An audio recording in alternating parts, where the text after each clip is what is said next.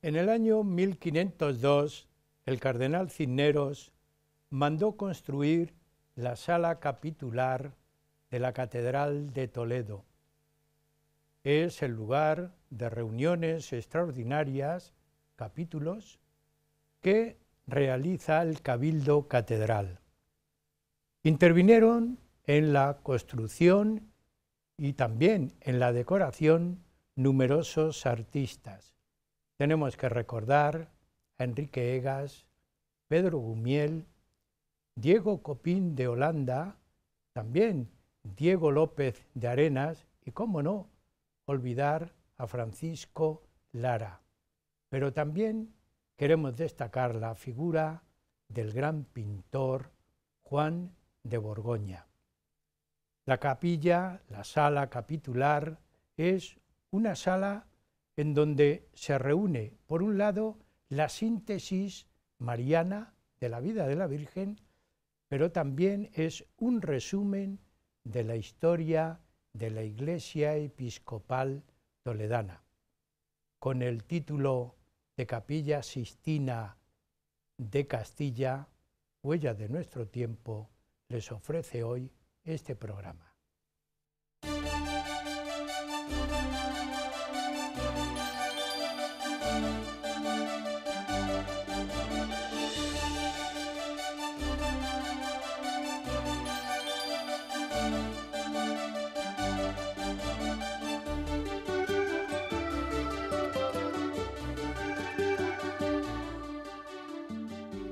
La sala capitular, Capilla Sixtina de Castilla, sala capitular de la Catedral de Toledo, no hace mucho fue restaurada. Hoy no vamos a hablar de ese tema, hoy vamos a hablar del contenido, de la sala, de la antesala, porque es lo que realmente nos atrae. Como siempre, tenemos en el estudio al gran investigador, don José María Gómez Gómez, que nos va a hablar de esos pormenores artísticos que hay en la sala.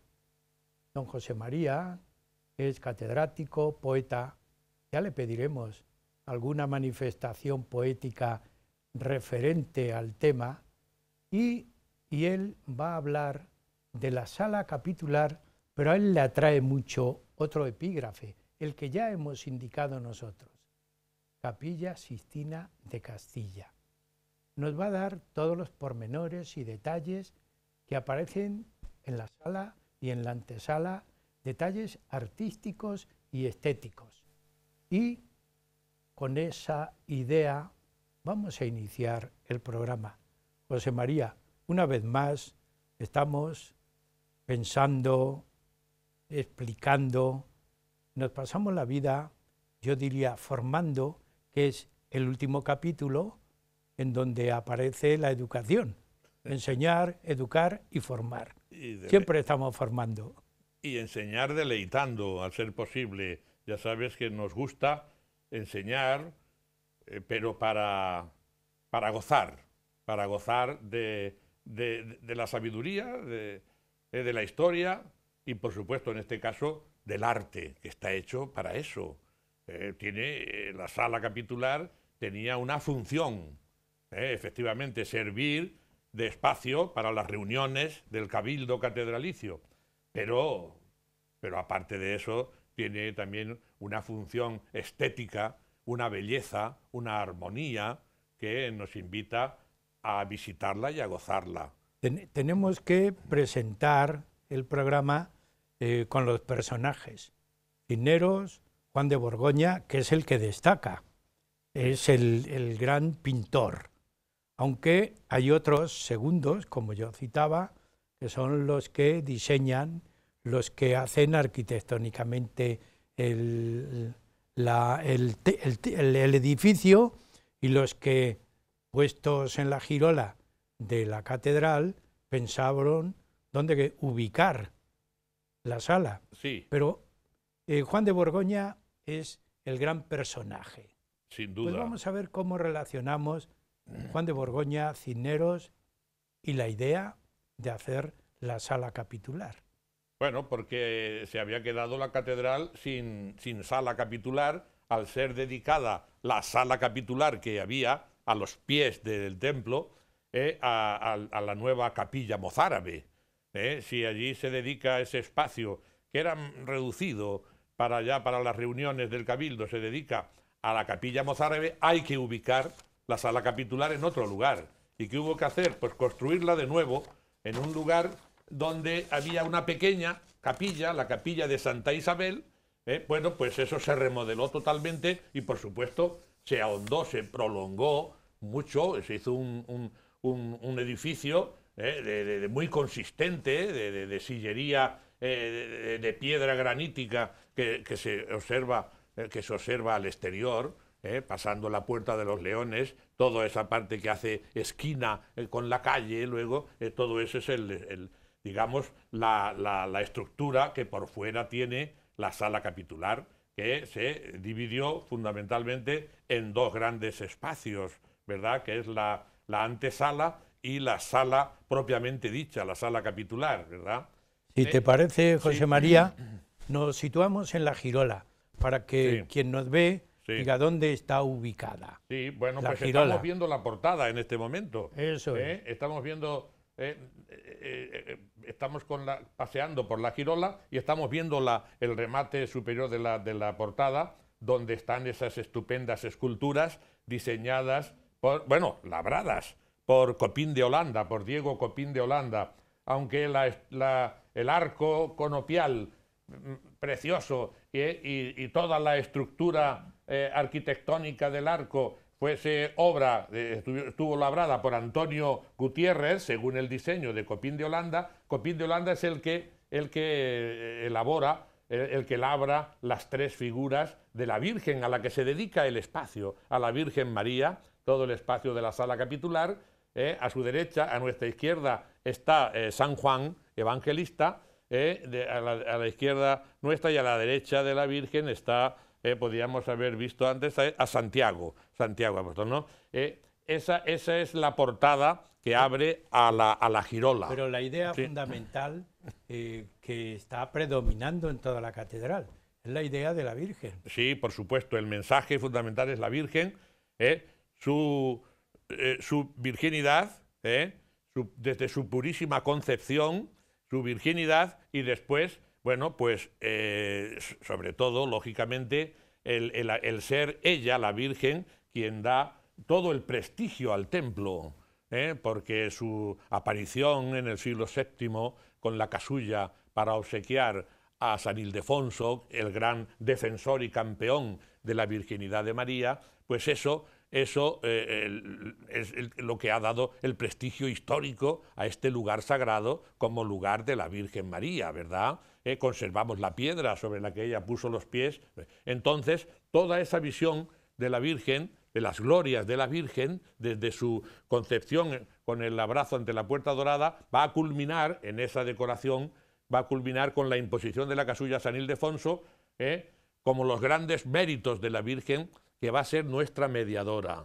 La culminación será en el juicio final, donde la Virgen aparecerá como la mediadora y la salvadora de los hombres. Todo ese es el programa, ¿verdad? El recorrido que vamos a hacer. Que se anuncia desde la antesala, como un huerto cerrado, la antesala que está simbolizando que vamos a entrar en un lugar mariano, en el lugar mariano por excelencia, en España, podemos decir, también, en Castilla, que entonces es nuestra Capilla Sixtina, porque la estructuración de la pieza le debe mucho a la Capilla Sixtina. Luego veremos algunas fotografías de la Capilla Sixtina para que nos indiques, José María, la similitud en el nombre. ¿Por qué utilizar el nombre? Sí, de acuerdo. Bien, nos situamos en la antesala. La antesala también es una preparación a la gran explosión artística y estética que vamos a ver en la sala. ¿Qué destaca? ¿Qué podemos ver ahí? ¿Qué descubrir en esa antesala? Bueno, si nada más penetrar, tenemos que volver la vista la portada interior de la antesala, que es una magnífica ya evocación de lo que va a ser toda la antesala. Gloriamini omnes recti corde, ¿verdad? Gloriaos todos los que sois rectos de corazón. En esa antesala vamos a tener toda una figuración, ahí estamos viendo precisamente esa portada, vamos a estar viendo toda una figuración y simbología de la Virgen María como huerto cerrado. La antesala va a ser como una evocación de ese piropo que le hacemos a la Virgen en las letanías, como un huerto cerrado,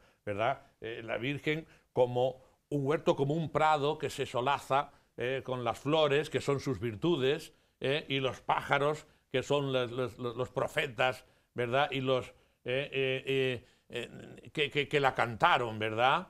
Y como evoca precisamente Gonzalo de Berceo en sus milagros de Nuestra Señora, yendo en romería, acaecí en un prado, y ese prado, ese huerto es la Virgen. Estamos viéndolo ahí precisamente, estamos viendo además estos armarios para archivar toda la documentación de las reuniones del Cabildo, y vemos al fondo de todos estos armarios y de todas estas construcciones, vemos esa arquitectura fingida que ya, sin duda, en su viaje a Italia, que, bueno, pues no podemos decir que exista una prueba documental, pero que sus obras, las obras, lo están testificando. Juan de Borgoña debió estar en Italia. Todos los críticos, todos los estudiosos, lo señalan así. Si te parece, sí. No pasamos aún Sí. de la antesala, porque Sí, ahí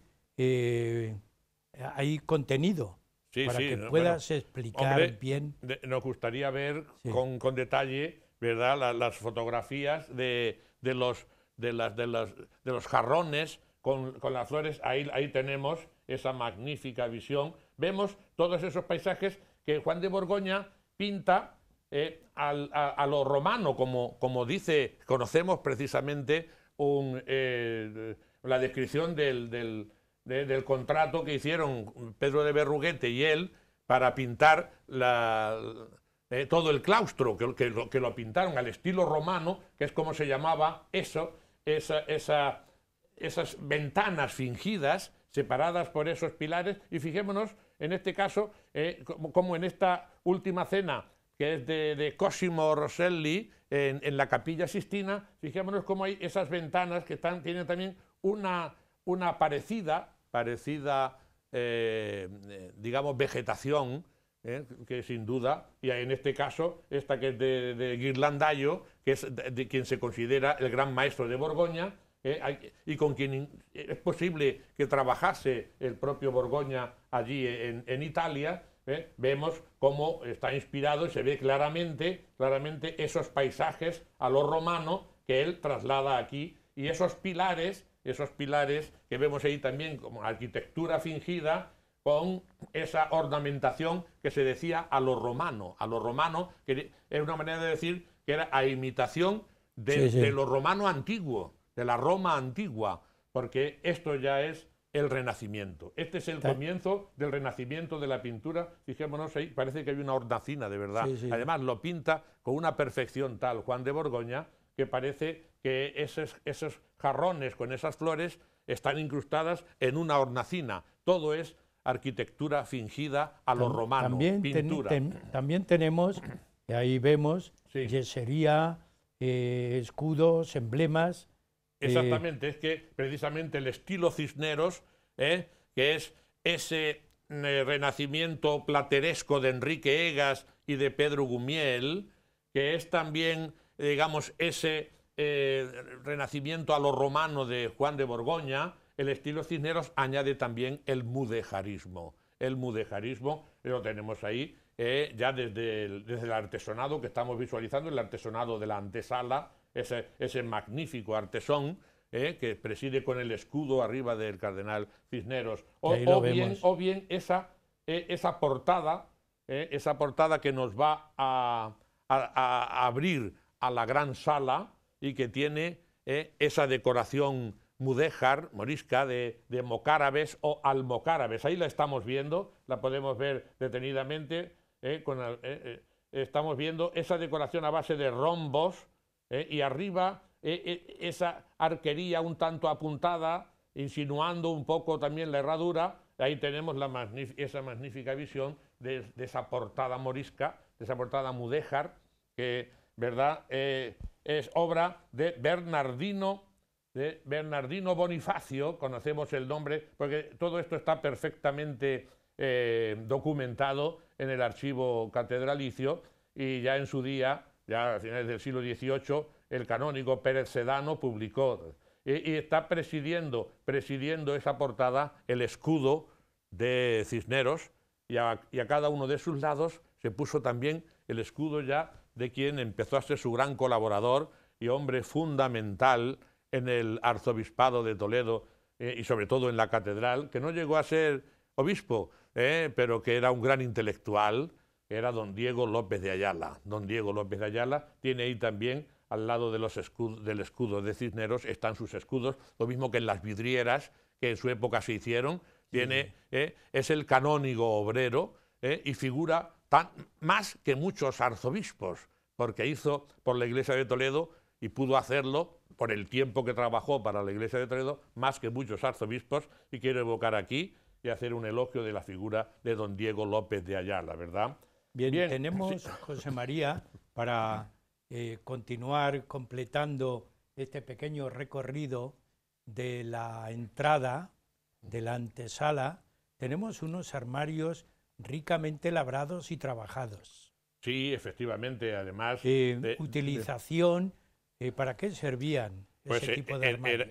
Eran como el archivo de la sala capitular, ¿verdad? Ahí estamos viendo, sí, el de más mérito, el que se construyó ya a mediados del siglo XVI, fue Gregorio Pardo, el escultor, que era yerno de Alonso de Covarrubias, hizo ese estupendo armario, y después ya en el siglo XVIII, para completarlo, se hizo, según se entra el de la derecha, que lo hizo López Durango, Gregorio López Durango. Está imitado, está calcado del otro, pero se ve que no era... La diferencia de épocas. De épocas, pero sí, sobre todo se ve que no era tan buen escultor, tan buen artista. López Durango era un buen artista, pero no era el gran artista que era Gregorio Pardo, ¿verdad? Pero volvemos a insistir en que ahí tenemos esos primeros paisajes de claro influjo renacentista, que, bueno, pues Juan de Borgoña, de quien las noticias que se tienen son a partir del año 1494. Por eso, sin duda, él, que según los estudiosos que a ellos se refieren, hasta el mismo Fernando Marías, que insiste mucho en eso, pues que hace un viaje, por lo menos un viaje, hay quien habla de 2 viajes, un viaje antes de 1494, fecha en que ya se le empieza a documentar aquí en la catedral. Hizo un viaje, a Italia, donde conoce pues estas capillas que existen preciosas en Italia. Por supuesto, no sabemos si estuvo en Padua y vio la del Giotto, vio aquella magnífica capilla Scrovegni, ¿no? Pero sobre todo la capilla Sistina, que se ha empezado a construir y a pintar entre los años 1473-1483. Antes del gran juicio. Sí, final. Bueno, claro, el juicio final, ya hay Miguel Ángel. Ahí lo tenemos. Sí, bueno, estas pinturas... ¿Qué influencia, José María, qué influencia tiene en la Capilla Sistina de Castilla? Pues sí, efectivamente, en las fechas en que los estudiosos señalan la estancia de Borgoña en Italia, pues son las fechas en que acaba de construirse la Capilla Sistina y que el gran maestro Ghirlandaio también ha decorado la capilla de Santa María Novella, ¿verdad?, en Florencia. Esas pinturas, pues, le influyen poderosamente a Borgoña, como se ve en las que va a hacer en la capitular de Toledo. Ahí tenemos la Capilla Sixtina. Ciertamente el techo ya estaba decorado por Miguel Ángel en esta fotografía, pero cuando la vio Borgoña no estaba decorado todavía el techo, pero sí tenía las decoraciones laterales. Esta es la estructura de la capilla que conoció Borgoña en su viaje a Italia. Pues claro, ahí tenemos precisamente las paredes decoradas con escenas, por un lado la de la vida de Moisés, por otro lado de la vida de Cristo. Él lo va a decorar con la capilla con escenas de la vida de la Virgen. Y vemos también la estructuración de los dos espacios, como tenía aquí antiguamente. Ahora ha quedado ya toda la sala, puesto que va a ser solamente para visitarse, pero así estaba antes cuando se utilizaba, exactamente igual que está la capilla Sixtina, ¿verdad? La capilla Sixtina tiene más ventanas al exterior. Aquí solamente hay una ventana en nuestra capilla, en nuestra sala capitular. Porque la Capilla Sixtina es mucho más grande, pero también el estilo cuadrilongo, que se decía antiguamente, rectangular, de la misma estructura, tiene el templo romano en nuestra sala capitular. Y sin duda, pues el sistema de elaboración de los distintas escenas, pues está también inspirado tanto en la Capilla Tornabuoni, que es la capilla mayor de Santa María Novella por Ghirlandaio, como en la Capilla Sixtina romana, mandada a construir por el Papa Sisto, y repito, entre los años 1473 y se inauguró en 1483, y luego después ya, en el 1508, cuando Borgoña está decorando, pintando aquí todas las escenas de la Virgen, es cuando Miguel Ángel está decorando todo el techo, toda la techumbre de la Capilla Sixtina. Eso ya no lo pudo ver Borgoña. Eso ya no lo pudo ver Borgoña, ni mucho menos pudo ver el juicio final que se construye, lo pinta Miguel Ángel el año en que está ya muriendo Borgoña, en 1536, ¿verdad? Bien, José María, llegamos a la mitad del programa. Continuaremos en la segunda parte analizando todo ese contenido tan rico que tiene la sala capitular de la Catedral de Toledo. Así que un descanso y seguiremos también con ustedes. Después del descanso, Huellas de nuestro tiempo continuará hablando del contenido de la sala capitular de la Catedral de Toledo.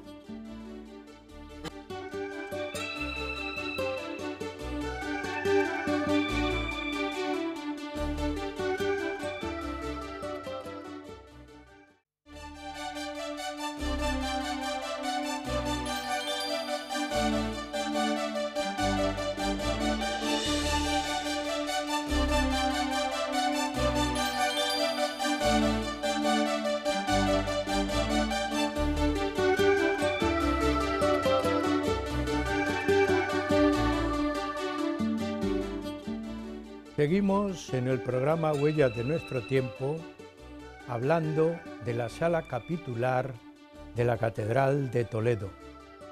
Habíamos en la primera parte expuesto, y además de una manera muy detallada, con don José María Gómez Gómez, que es la persona que hoy nos está ilustrando, de la antesala, portada y antesala de la sala capitular. Vamos a quedarnos en una idea que a mí me agrada, José María, no olvidar. Juan de Borgoña es la gran figura, como vamos viendo. Solamente decorar y pintar la antesala y la sala capitular, como vamos a ver, sería para hacer pues un homenaje histórico al gran personaje que fue. Pero el homenaje lo hacen los visitantes. Pues vamos a ver, comentando tú y yo sobre este personaje, hay un cuadro que no está en la sala capitular, pero que puestos a conocer, que tú has descubierto, o por lo menos has seguido la opinión de Fernando Marías, también investigador, estudioso, catedrático de arte, sobre la figura de Juan de Borgoña que está representada en un pequeño cuadro, fuera de Toledo. Efectivamente, la mayoría de los pintores con frecuencia se retratan en personajes secundarios, ¿no? Recordamos, por ejemplo, como el gran director Alfred Hitchcock se metía en todas las películas haciendo un simple papelito y aparece Sí. él. Pues bien, aquí, yo en alguna conferencia a Fernando Marías le he oído que este personaje puede muy posiblemente ser un autorretrato del propio Juan de Borgoña. Porque no es San Juan. Si fuese San Juan que está señalando con el dedo, que San Juan le tenemos a la izquierda, ¿verdad? Este es un centurión, un soldado, que está señalando con el dedo, como queriendo decir soy yo.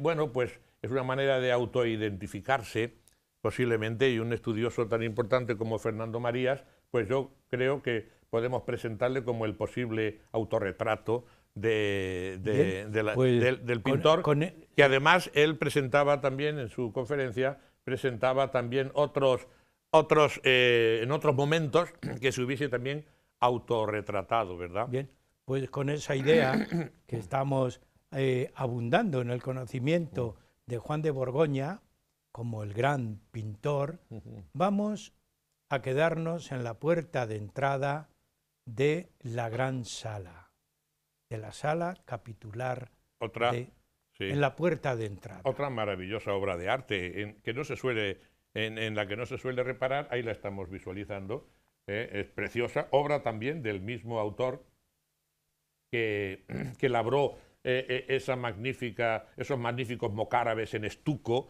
de estilo mudéjar. Pues también aquí tenemos estos roleos renacientes. Ya los escudos son de Carlos V y del arzobispo Fonseca, Alonso de Fonseca. Ya había muerto Cisneros cuando se hizo esta magnífica puerta, que está labrada, una puerta de 2 hojas de nogal, labrada también por el mismo Bernardino Bonifacio, ¿verdad? Siguiendo los dibujos de un misterioso maestro Pablo, según se pone en los contratos, y que lo que nos abre a ese paraíso, a ese huerto cerrado, que es también las glorias de la Virgen, que son las que vamos a pasar a ver Bien, ahora, ¿no? Claro, la sala capitular que tiene, yo diría, 3 grandes espacios. El espacio de la Virgen, el artesonado y ese resumen de la historia de la Iglesia Episcopal Toledana. 3 grandes espacios. A mí me parece que debemos empezar por qué destaca, antes de entrar a analizar toda la vida de la Virgen, que es donde está el fundamento. Sí. ¿Y qué destaca? El artesonado, el friso, la luz, ¿qué destaca en la sala? Bueno, ahí destaca, todo deslumbra, desde el pavimento, por ejemplo, que son unos mármoles preciosos. ¿Y cómo es el pavimento? Que hacen unos dibujos, preciosos de mármoles. ¿Cómo lo define Sisto Ramón Parro? Es una taracea de mármoles finos que forman un lindísimo dibujo de diferentes colores. Vamos descendiendo y ahí tenemos el pavimento, que ha quedado ahora completamente despejado, sin obstáculos ni muebles, para ser también admirado. Lo primero que hacemos al entrar, precisamente, es ver dónde pisamos, y estamos pisando ya una auténtica obra de arte, comparado pues con, yo que he estado, recuerdo el suelo de San Juan de Letrán, de Santa María la Mayor, está inspirado también, lógicamente, en esos suelos romanos de las grandes catedrales, hombre, con la humildad de que es una pequeña comparado con todo aquello tan grandioso. Y podemos ver el artesonado. Y luego inmediatamente alzamos la vista desde el suelo y admiramos uno de los más bellos artesones que hay en el arte mudéjar, en este caso mudéjar renaciente español, ¿no? Bien, ahí estamos viendo los detalles de esos dibujos a lo romano, a lo romano también, como vemos, todos esos dibujos, que son obra también del propio Borgoña, ¿verdad? Juan de Borgoña, aunque, bueno, la carpintería pertenece a Francisco Lara, que era un escultor notable, y luego después, por supuesto, la disposición de los artesones de Diego López de Arenas, que es muy importante autor, que también hizo artesones para Sevilla y escribió un tratado, Arte de Carpintería de lo Blanco, que murió sin haberlo acabado, y luego ya lo pintaron y doraron, según bajo la dirección, fíjate qué maravilla el friso, ¿verdad? Bajo la dirección de Luis de Medina, perdón, de Borgoña, lo pintaron Luis de Medina y Alonso Sánchez, que la dieron rematada con ese riquísimo friso que estábamos viendo, como dice Sisto Ramón Parro, la dieron rematada con el riquísimo friso en que el artesonado descansa, ¿verdad? Ahí le tenemos ese friso que es claramente ya lo que mejor expresa lo que es el estilo del romano. Vemos esos candelieri, todos esos acantos y roleos de acantos, y también esos monstruos que podrían ser como grutescos, y los angelitos o angelotes, o putti, como se los llama también, que son los que, o cupidos, los que sostienen el escudo de Cisneros, y que arman pues ese magnífico artesón que, como dice Sisto Ramón Parro, compite con los mejores que pueda haber en Sevilla o en Córdoba. Fijémonos cómo era la luz que tenía antes de la restauración, y cómo contrasta con la magnífica restauración que ha sido hecha ahora, ¿verdad? Tan enorme. Ya vemos ahora mismo, y fijémonos la vista general del retablo, que ha quedado muy bien iluminado, como todo, la iluminación es maravillosa. Ahí vemos como claramente tiene la forma de artesa, ahí tenemos el detalle, y abajo se ven ya unos monstruos, ahí tenemos los angelotes sosteniendo el escudo de Cisneros, y fijaos esos roleos magníficos del friso, al estilo, de estilo romano. Esta es una vista general que no nos cansamos de visualizar, y que, bueno, pues bien merece la pena lo que está. Este es el muro norte, ya lo iremos viendo ahora un poco, escena por escena, y que bien merece la visita. José María, vamos a la vida de la Virgen. Vamos a empezar por... la visión de la Virgen. La visión de las escenas hay que comenzarla según se entra al fondo a la derecha. Allí es donde empieza, al fondo a la derecha, es decir, en la pared del mediodía, la pared donde está la ventana. Allí al fondo hay que empezar cronológicamente. Y empezamos, y lo ponemos, las vemos, en este caso, dos escenas juntas. ¿Por qué? Porque una de las características que hace Borgoña es la concatenación de espacios. Son dos escenas distintas, no tienen nada que ver históricamente la una con la otra. Sin embargo, pictóricamente, él las ha señalado casi digamos, uniéndolo como si fuese un mismo espacio. La estructura de todas las escenas precisamente es estar separadas por esas columnas de color anaranjado, ¿verdad? Que en lo alto del capitel tienen el escudo de Cisneros. Y bueno, esa es la única separación. Pero si nos damos cuenta aquí, la perspectiva, que además es oblicua, no es una perspectiva frontal, en eso no nos podemos entretener, pero hay un estudio estupendo sobre ello, y ahí señala, en primer lugar, la primera escena de la izquierda que estamos visualizando.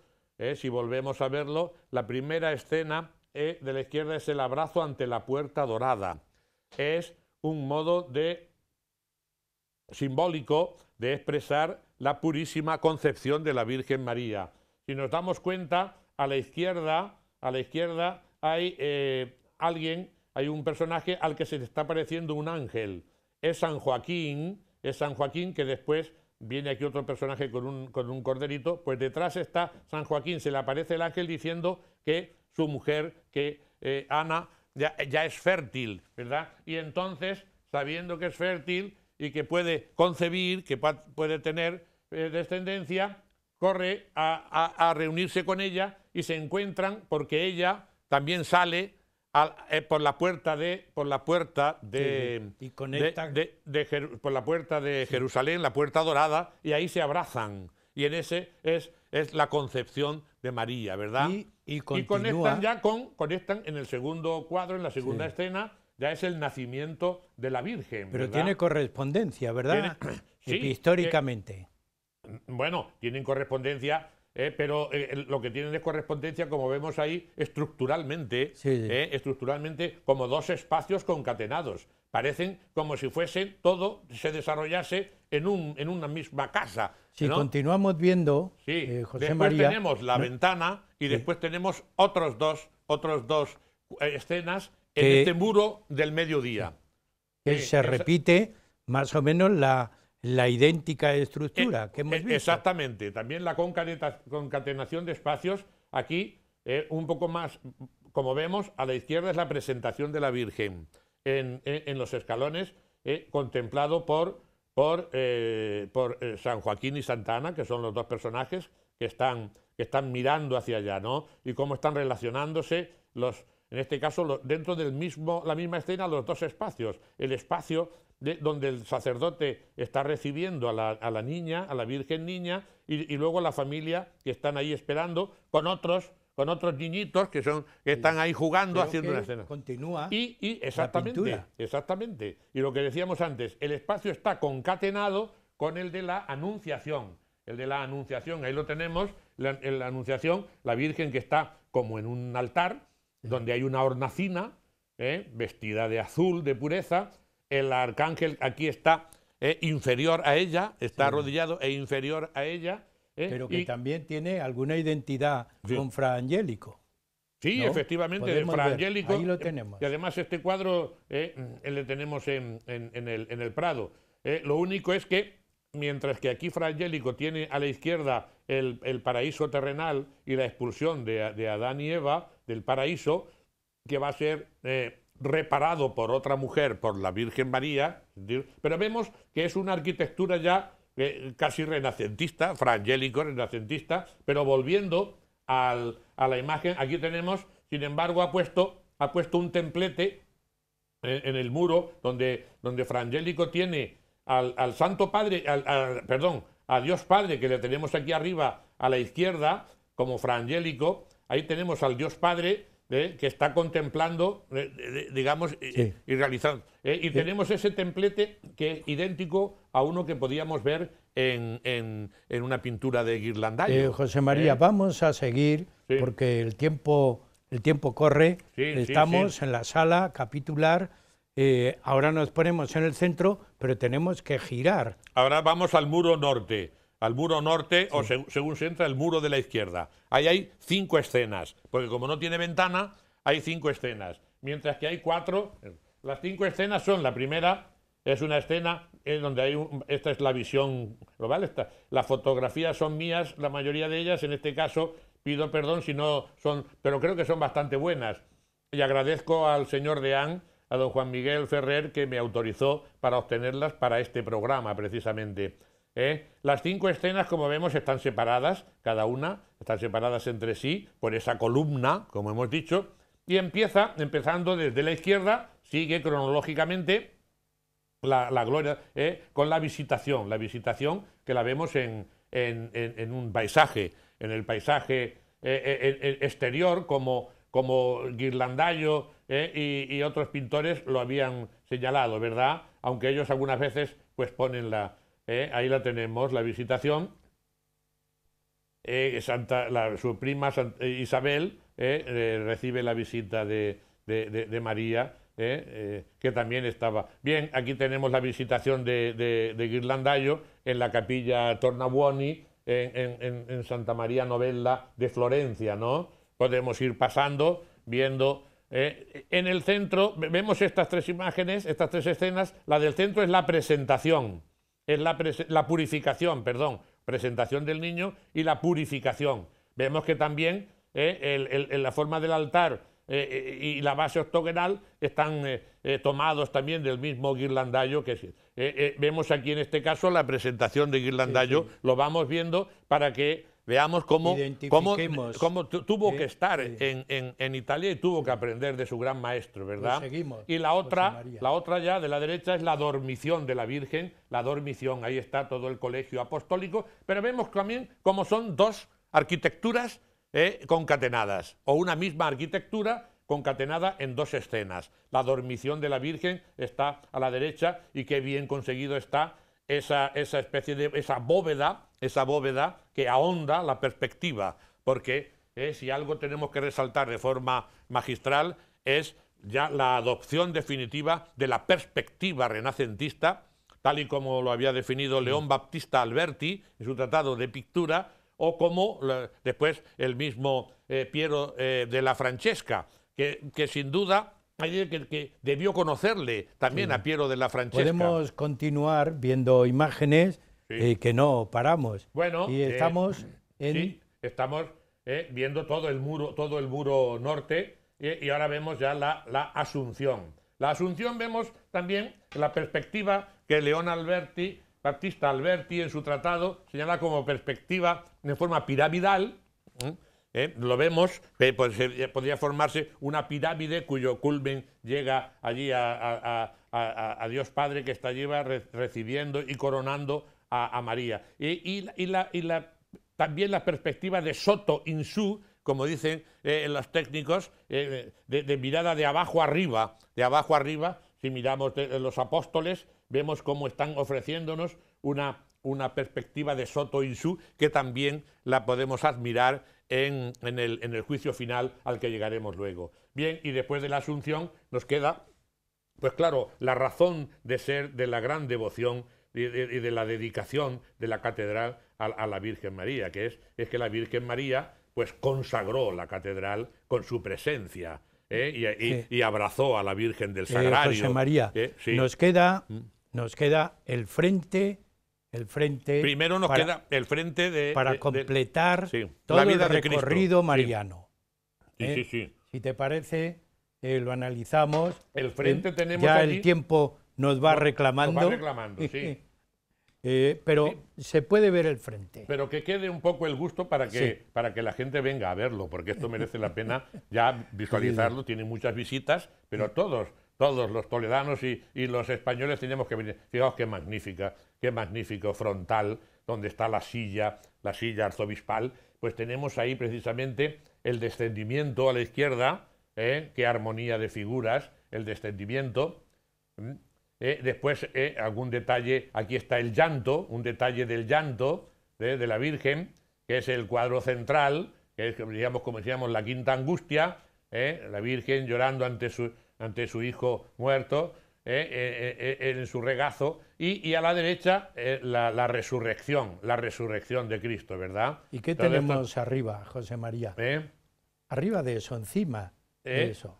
Encima tenemos el artesonado. Ya. Claro. Y mira, ahí el escudo de Cisneros, lógicamente. ¿Cómo completamos todo este recorrido? Bueno, luego después, en el otro frontal, en el frontal de la salida, tiene el sentido último de la exaltación, en el fondo, de la Virgen María ya como mediadora. Es la figura que está a la derecha de Cristo, que está a nuestra izquierda, en el juicio final.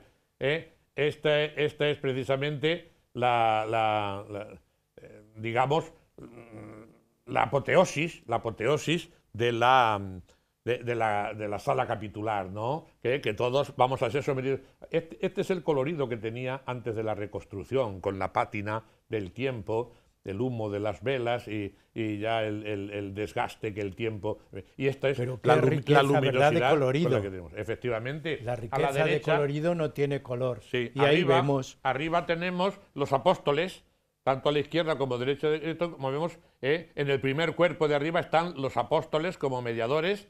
El apóstol, perdón, a la derecha de estos está San Juan, y en la izquierda nuestra, fijámonos con qué detalle podemos verlo, porque desde la altura a la que estamos no se puede apreciar la belleza del dibujo. Fijémonos la perfección de Juan de Borgoña retratando a los apóstoles, ¿verdad?, que son nuestros intercesores. La figura de Cristo sobre la bola del mundo, y el gran símbolo que es el centro que preside todo el juicio, que es la cruz, Y según hayamos cargado con nuestra cruz o hagamos soportado nuestra cruz, seremos premiados o seremos confundidos, como aquí tenemos abajo a la izquierda de Cristo, pero abajo nosotros tenemos a los réprobos, a los condenados, que son arrojados a esa gran boca que es la cueva del fuego del infierno, y están arrojados según los pecados capitales.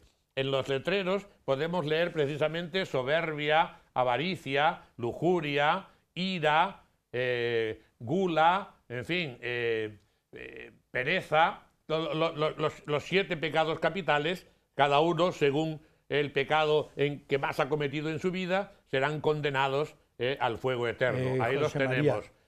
Nos queda para completar esta la envidia, visita, se me había olvidado también. Sí. Esta visita, por lo menos, hacer referencia a la representación pictórica de todos los personajes que rigieron, de todos los arzobispos que rigieron la archidiócesis toledana. Efectivamente. Partiendo del centro, el gran sillón arzobispal, que también merece un mínimo comentario, porque ya el tiempo nos apremia, pero un mínimo comentario. Pues es una obra magnífica de Copín de Holanda. El Diego Copín de Holanda valía para todo. Lo mismo labraba en piedra que labra ahí en madera, que pintaba también el retablo, decoraba el retablo mayor, como el propio Borgoña. Y ahí tenemos los que se llaman retratos, que retratos son pues prácticamente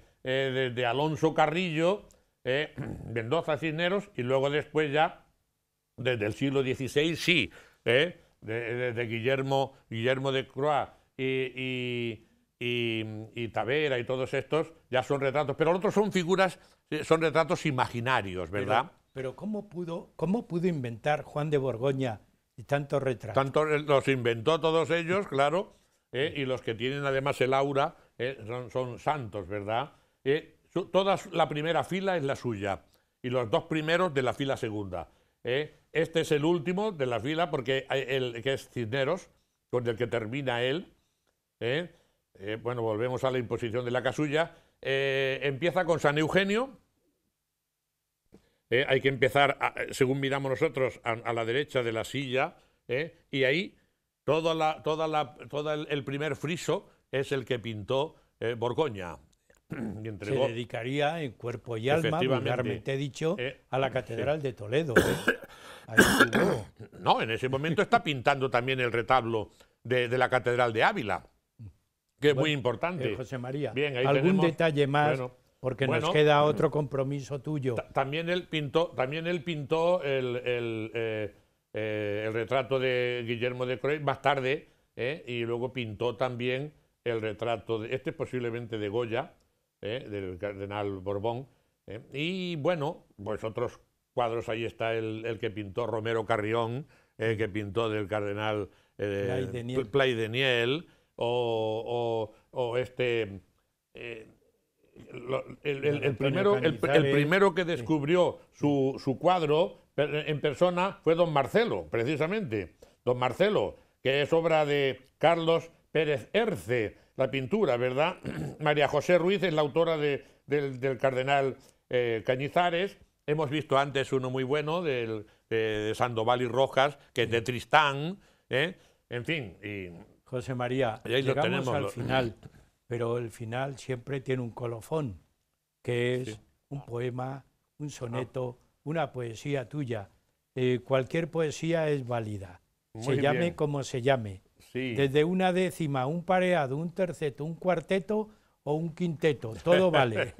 Ya sabes que yo siempre escribo pues con versos medidos. Con eso podemos terminar el programa, animando a nuestros espectadores y oyentes que no solamente nos vean y escuchen a nosotros, que visiten también la sala capitular.